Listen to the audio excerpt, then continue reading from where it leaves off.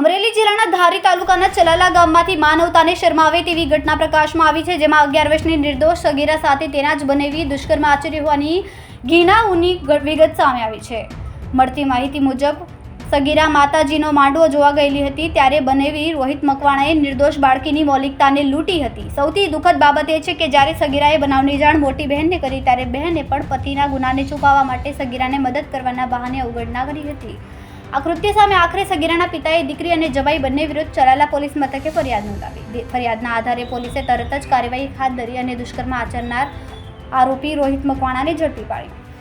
ગત થોડા સમયમાં રાજ્યમાં દુષ્કર્મના કેસોમાં વધારો નોંધાવ્યો હતો. ખાસ કરીને અમરેલી જિલ્લામાં પોલીસ તંત્ર સામે પણ દુષ્કર્મની ફરિયાદો નથી, જેમાં બંને પોલીસકર્મી હજુ ફરાર છે.